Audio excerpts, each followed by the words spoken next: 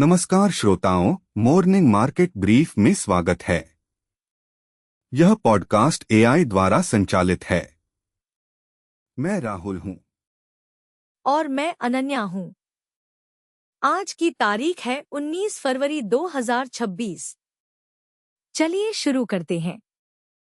आज Indian financial markets के लिए संकेत काफी पॉजिटिव नजर आ रहे हैं।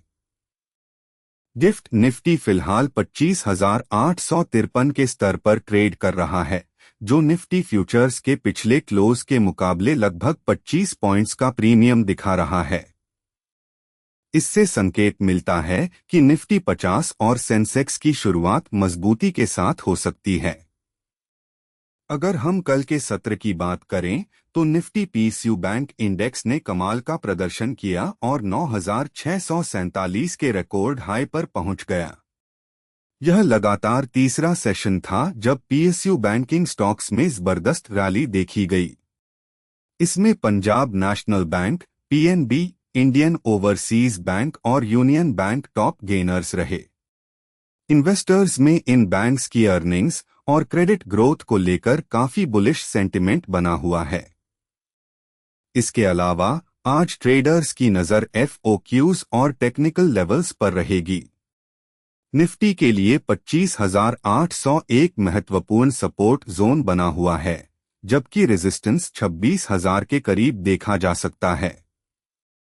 मार्केट में ओवरऑल ब्रेड्थ काफी हेल्थी है, जिससे मिड कैप और स्मॉल कैप इंडिसेस में भी एक्शन बना रहने की उम्मीद है। राहुल, इंटरनेशनल मार्केट से भी काफी उत्साहजनक खबरें आ रही हैं। यूएस मार्केट्स में कल रात टेक स्टॉक्स के रिबाउंड की वजह से एसपी 500 और नस्दाक में अच्छी बढ़त देखी गई। विशेष रूप से एनवीडिया और मेटा के बीच हुई चिप डील ने टेक्नोलॉजी सेक्टर के सेंटिमेंट को काफी बूस्ट किया है। हालांकि इन्वेस्टर्स की नज़र अभी भी फेडरल रिजर्व की मिनट्स ऑफ मीटिंग पर टिकी है, जिससे फ्यूचर इंटरेस्ट रेट कट्स के बारे में संकेत मिल सकते हैं। एशियन मार्केट्स की बात करें तो वहां भी माहौल काफी ग्रीन है। साउथ कोरिया का कोस्पी इंडेक्स अपने रिकॉर्ड हाई पर पहुंच गया है। ल्यूनर न्यू ईयर की छुट्टियों के बाद कई एशियन बोर्सेस फिर से खुले हैं और वहां अच्छी बाइंग दिख रही है। कमोडिटीज मार्केट में गोल्ड की कीमतें 2% की उछाल के बाद अब 2,750 यूएसडी के आसपास स्टेडी हैं। वहीं करेंसी मार्केट में जापानीज येन में गिरावट आई है क्योंकि यूएस ट्रेशरी यील्ड्स में बढ़ोतरी हुई है, जिससे यूएसडी इंडेक्स को मजबूती मिली है। क्रूड ऑयल की कीमतों में भी अक्टूबर के बाद की सबसे बड़ी बढ़त देखी गई है, जो एनर्जी स्टॉक्स के लिए एक ट्रिगर हो सकता है। इंडियन कॉरपोरेट सेक्टर की खबरों पर आएं तो आज कई निफ्टी 50 कंपनीज एक्शन में रहेंगी।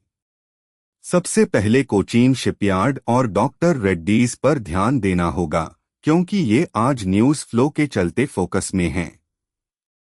पीएसयू बैंक्स में जारी रैली आज भी जारी रह सकती है, क्योंकि इन्वेस्टर्स का भरोसा उनके बैलेंस शीट्स पर बढ़ा है।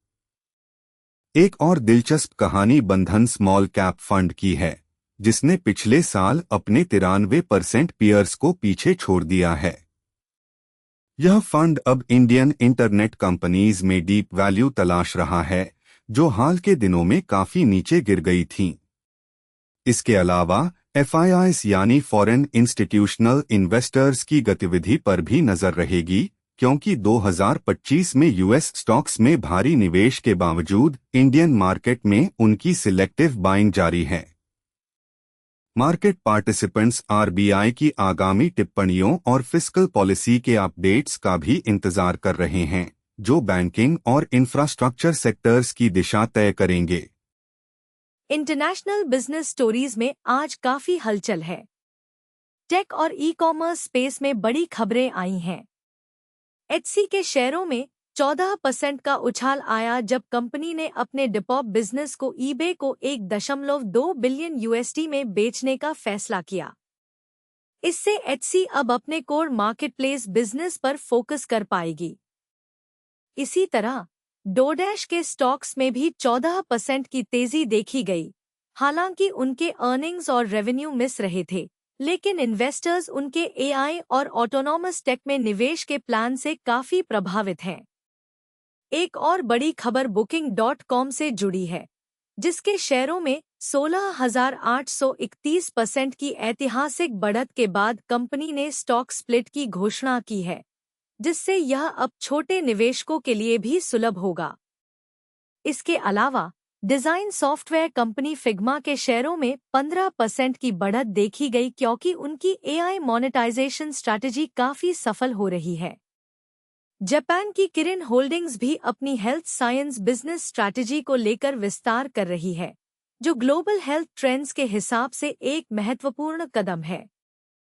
इकोनॉमिक्स और जियोपॉलिटिक्स के मोर्चे पर आज कई महत्वपूर्ण घटनाक्रम हो रहे हैं।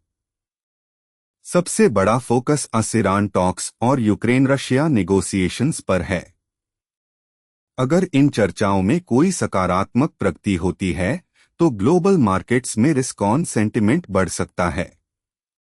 मॉर्गन स्टैनले के chief US equity strategist Mike Wilson का मानना है कि हम एक नए इकोनॉमिक और अर्निंग्स साइकिल में प्रवेश कर रहे हैं, जो मार्केट के ब्रॉडनिंग के लिए अच्छा है।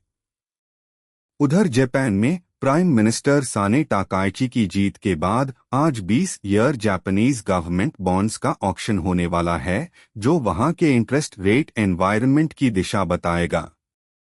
आरबीआई के संदर्भ में बात करें तो भारत में इन्फ्लेशन और जीडीपी ग्रोथ के आंकड़ों के बीच पॉलिसी कैलिब्रेशन काफी महत्वपूर्ण हो गया है।